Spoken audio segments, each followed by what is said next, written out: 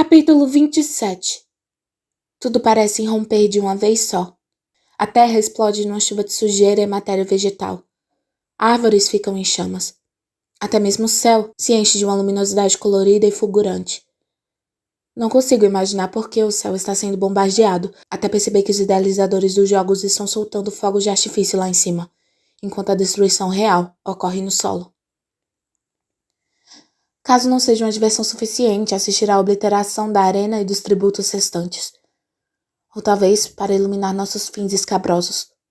Será que eles vão permitir que alguém sobreviva? Será que haverá um vitorioso da 75ª edição dos Jogos Vorazes? Talvez não. Afinal, o que é esse massacre quaternário, se não... O que foi mesmo que o presidente Snow leu naquele cartão? Para que os rebeldes não se esqueçam de que até mesmo o mais forte dentre eles não pode superar o poder da capital. Nem mesmo o mais forte dos fortes triunfará. Talvez eles jamais tenham tido a intenção de ter um vitorioso nesses jogos. Ou talvez meu ato final de rebelião os tenha forçado a isso. Sinto muito, Peeta.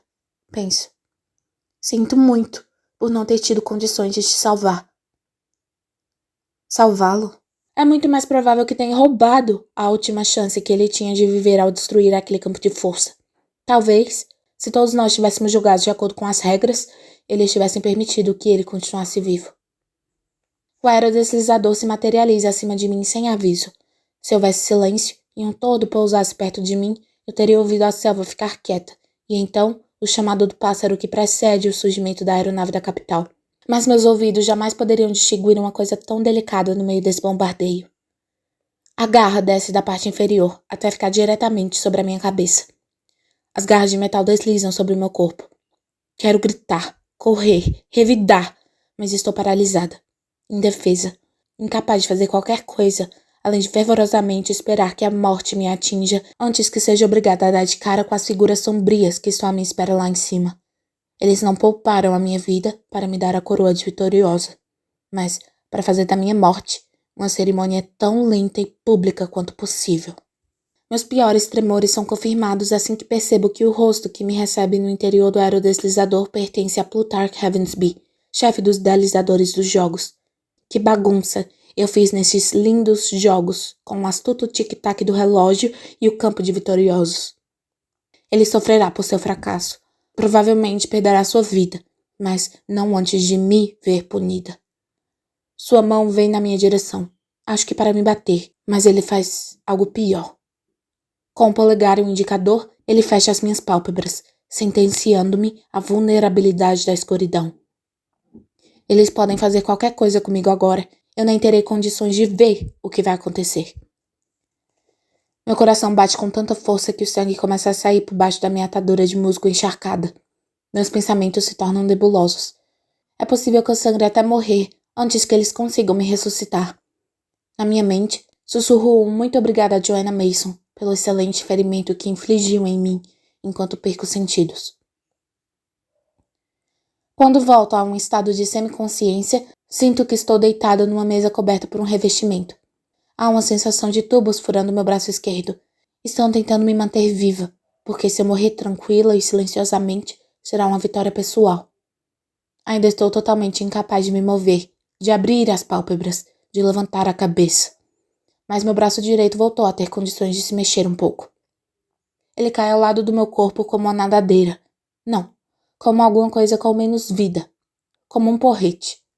Na verdade, não tenho nenhuma coordenação motora. Nenhuma prova de que ainda tenho dedos. No entanto, consigo balançar meu braço até arrancar os tubos.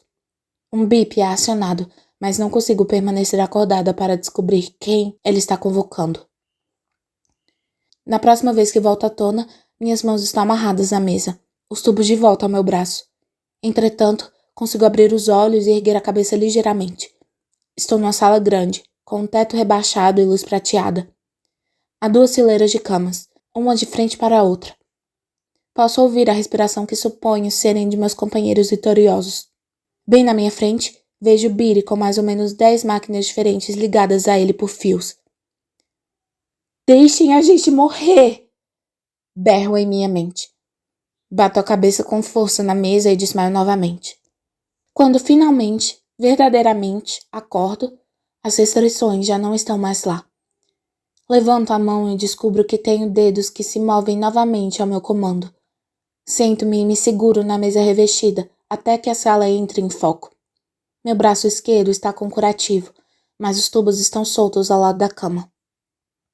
Estou sozinha, com exceção de Billy, que ainda está deitado na minha frente, sustentado por seu exército de máquinas. Onde estão os outros, então?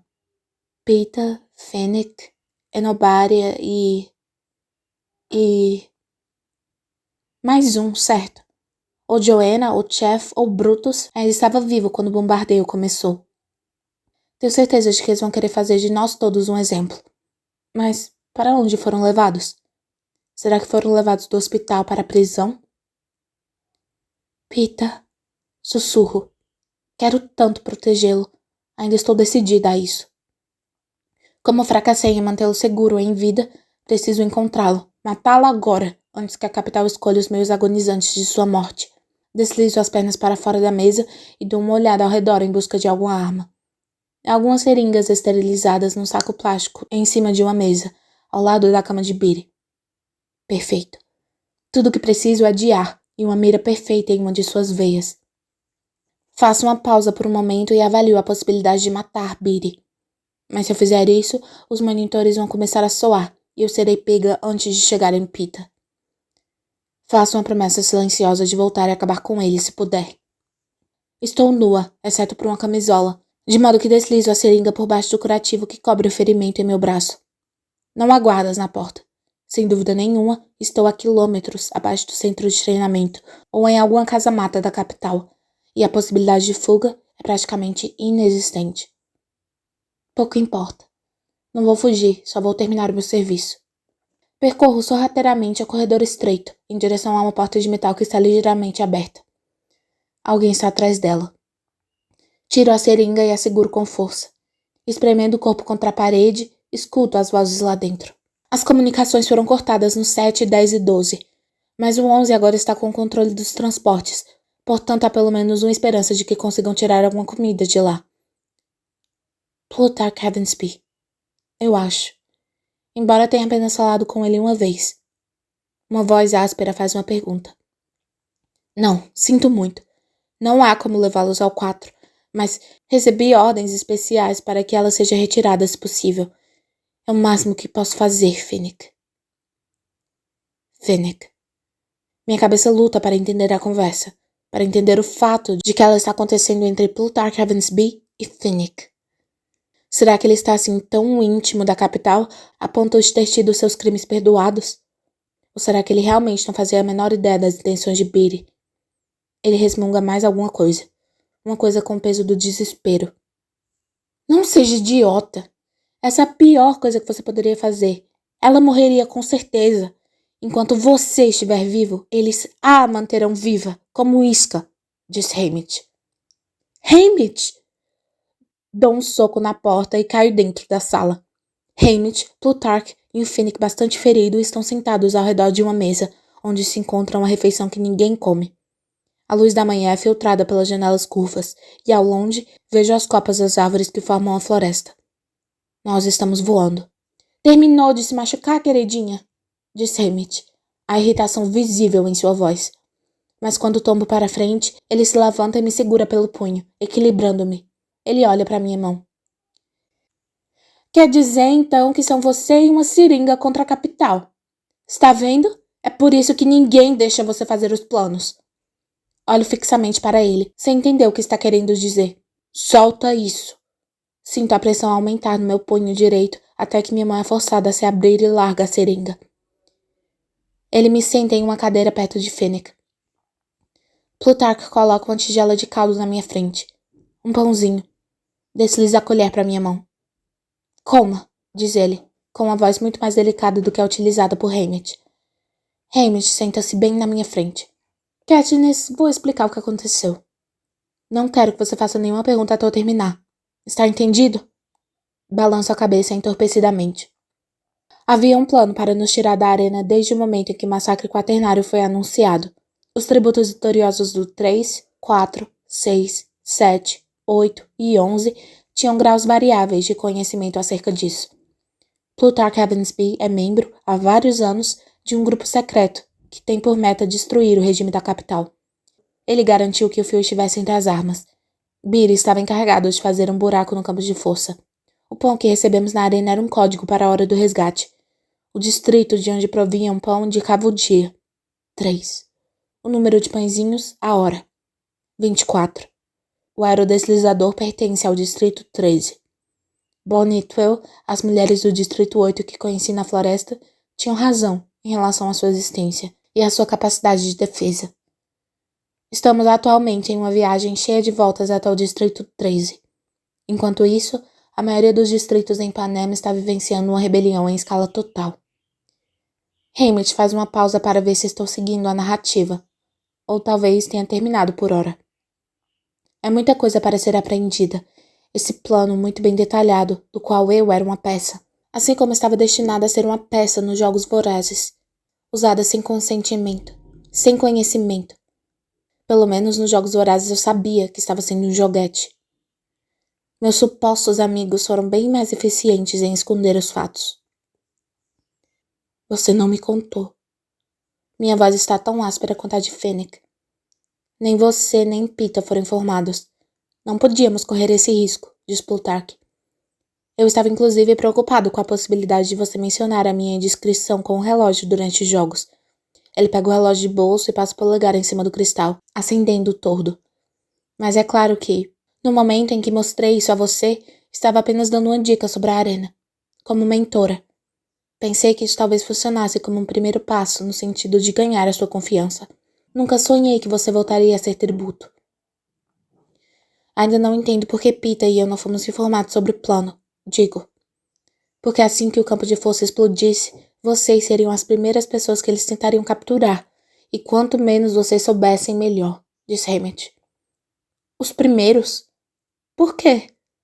Digo, tentando seguir o raciocínio.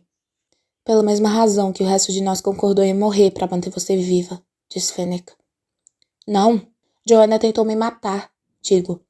Joanna bateu em você para arrancar o rastreador do seu braço e fazer com que Brutus e Enobaria ficassem longe, disse Hammett. O quê? Minha cabeça está doendo tanto que quero que eles parem de falar em círculos. Não sei o que vocês estão... Tínhamos que salvá-la porque você é o tordo, Katniss, disse Plutarch. Enquanto você viver, a revolução vive. O pássaro, o broche, a canção, as amoras, o relógio, o biscoito, o vestido em chamas. Eu sou o tordo, o que sobreviveu apesar dos planos da capital. O símbolo da rebelião. Foi o que suspeitei na floresta quando encontrei Bonnie e Twell fugindo. Embora nunca tivesse realmente entendido a magnitude disso. Mas não era mesmo para eu entender. Penso em Hammett debochando dos meus planos de fugir do Distrito 12, de começar meu levante pessoal, até mesmo da minha própria noção de que o Distrito 13 poderia existir. Subterfúgios e mentiras. E se ele conseguia fazer isso, por trás de sua máscara de bebedeira e sarcasmo, sobre o que mais ele mentiu? Mas já sei a resposta. Pita. Sussurro, meu coração acelerando. Os outros mantiveram Pita vivo porque, se ele morresse, nós sabíamos que não haveria chance de manter você na aliança, disse Hammett. E não podíamos correr o risco de deixar você desprotegida. As palavras dele são diretas, sua expressão imutável, mas ele não consegue esconder a palidez cinzenta que recobre seu rosto. Onde está Pita? Sibilo para ele. Ele foi pego pelo capital junto com Joanna e Enobaria, disse Hammett, e finalmente ele tem a decência de desviar o olhar. Tecnicamente estou desarmada, mas ninguém deveria jamais subestimar os danos causados por unhas afiadas, principalmente se o alvo estiver desesperado. Avanço na mesa e ataco Hammett com elas, arrancando sangue e ferindo um de seus olhos. E logo estamos ambos gritando coisas terríveis, muito terríveis um para o outro, e Finnick está tentando me arrastar de lá, e sei que Hammett está se esforçando ao máximo para não me partir ao meio, mas eu sou o tordo. Eu sou o tordo e já é difícil bastante me manter viva na atual situação. Outras mãos ajudam Finnick e volto para minha mesa, o corpo contido, meus punhos amarrados, de modo que bato com a cabeça seguidamente na mesa, mais enfurecida do que nunca. Uma agulha é espetada em meu braço, e minha cabeça dói tanto que paro de lutar, e simplesmente emito um horrível lamento semelhante ao de um animal moribundo, até a minha voz desaparecer. A droga proporciona uma sedação, de modo que fico presa numa tristeza nebulosa e dolorosa, pelo que parece uma eternidade. Eles se colocam os tubos e falam comigo com vozes tranquilas que jamais me alcançam. Só consigo pensar em Pita, deitado numa cama similar em algum lugar, enquanto eles tentam, por meios brutais, fazer com que ele forneça informações que nem sonharia possuir. Katniss, eu sinto muito. A voz de Finnick vem da cama próxima à minha e desliza para minha consciência. Talvez porque nós dois estejamos vivenciando o mesmo tipo de dor. Eu queria voltar para resgatar Peter e Joanna, mas não conseguia me mover. Não respondo. As boas intenções de Finnick Odair significam menos do que nada para mim. A situação é melhor para ele do que para Joanna. Eles vão entender com muita rapidez que ele não sabia de nada e não vão matá-lo se acharem que podem usá-lo contra você, diz Finnick. Como uma isca? Digo, olhando para o teto. Da mesma forma que vão usar Annie como isca, Finnick? Ouço-o chorar, mas não dou a mínima. Provavelmente eles nem vão perder tempo interrogando-a, já que a consciência dela submergiu há tanto tempo. Submergiu profundamente na época que ela disputou seus jogos. Há uma boa chance de eu estar me encaminhando para o mesmo fim. Talvez já esteja ficando louca e ninguém tenha coragem para me dizer. Eu me sinto louca o bastante. Gostaria muito que ela estivesse morta, diz ele. Eu gostaria muito que todos eles estivessem mortos e nós também. Seria melhor. Bom, não existe uma boa resposta para isso. Mal consigo me opor, já que eu mesmo estava andando com uma seringa na mão para matar Pita quando dei de cara com eles. Será que realmente quero que ele morra? O que eu quero? O que eu quero é tê-lo de volta. Mas jamais o terei de volta agora. Mesmo que as forças rebeldes pudessem de alguma maneira derrubar a capital, com certeza o último ato do presidente Snow seria cortar o pescoço de Pita. Não. Eu jamais o terei de volta. Nesse caso, é melhor que ele esteja morto. Mas será que Pita vai saber disso? Ou será que ele vai continuar lutando? Ele é muito forte, além de ser um excelente mentiroso. Será que ele acha que tem alguma chance de sobreviver? Será que ele ao menos se importa se tem ou não? De qualquer maneira, ele não estava fazendo planos nesse sentido. Já havia se despedido da vida. Talvez esteja até feliz, se sabe que foi resgatada. Talvez esteja sentindo que cumpriu sua missão de me manter viva.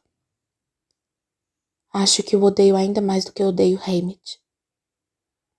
Eu desisto. Paro de falar e de responder, recuso comida e água. Eles podem enfiar o que quer que desejem em meu braço, mas é necessário muito mais do que isso para manter uma pessoa viva, uma vez que ela perdeu a vontade de viver. Tenho, inclusive, uma noção engraçada de que, se eu morrer mesmo, quem sabe Pita não tenha permissão para continuar viva. Não como uma pessoa livre, mas como um Avox ou coisa que o valha, atendendo os futuros tributos do Distrito 12. Então, talvez ele consiga encontrar alguma maneira de fugir. E a morte ainda poderia salvá-lo na realidade. Se não puder, pouco importa. É suficiente morrer só para perturbar as coisas. Só para castigar Haymitch, que de todas as pessoas neste mundo podre, transformou Pita e a minha em peças dos jogos dele. Confiei nele. Coloquei o que tinha de mais precioso nas mãos dele. E ele me traiu. Está vendo? É por isso que ninguém deixa você fazer os planos, disse Haymitch. É verdade. Ninguém em sã consciência me deixaria fazer algum plano. Porque, obviamente, não consigo distinguir um amigo de um inimigo. Muitas pessoas vêm conversar comigo, mas faço com que as palavras delas soem como os cliques dos insetos na selva. Distantes e sem sentido. Perigosas, mas somente se abordadas. Sempre que as palavras começam a ficar compreensíveis, gemo até me darem mais analgésicos. e isso ajeita as coisas. Até que, em determinado momento, abro os olhos e encontro alguém que não consigo impedir que me olhe. Alguém que não vai implorar, ou explicar, ou pensar que pode alterar meu desejo com solicitações humildes, porque ele é a única pessoa que sabe como eu funciono. Gale, sussurro. Oi, Catnip. Ele se aproxima e afasta alguns fios de cabelo de meus olhos. Um lado do rosto dele foi queimado recentemente. Seu braço está numa tipóia, e vejo ataduras por baixo da camisa de mineiro que ele usa. O que aconteceu com ele? Como ele pode estar aqui? Alguma coisa muito ruim aconteceu em casa. Não é exatamente uma questão de esquecer, Pita, mas sim de lembrar dos outros. Basta um olhar para Gale e eles avançam em direção ao presente, exigindo serem reconhecidos. Prim? Arqueja. Ela está viva, assim como a sua mãe. Tirei-a de lá a tempo. Elas não estão no Distrito 12? Depois dos jogos, eles mandaram aviões. Jogaram bombas incendiárias. Ele hesita. Bom, você sabe o que aconteceu com o prego. Eu sei. Vi a coisa acontecendo. Aquele antigo armazém coberto de poeira de carvão. O distrito inteiro coberto de poeira preta. Uma nova espécie de horror começa a tomar forma dentro de mim, enquanto imagino as bombas incendiárias atingindo a costura.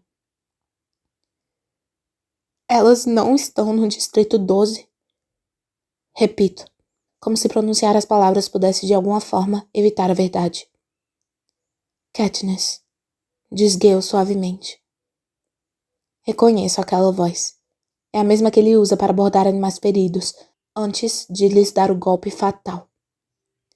Levanto a mão instintivamente para bloquear as palavras, mas ele a segura com firmeza. Não fala, sussurro. Mas Gale não costuma esconder segredos de mim. Katniss, o Distrito 12 não existe mais. Fim do livro 2.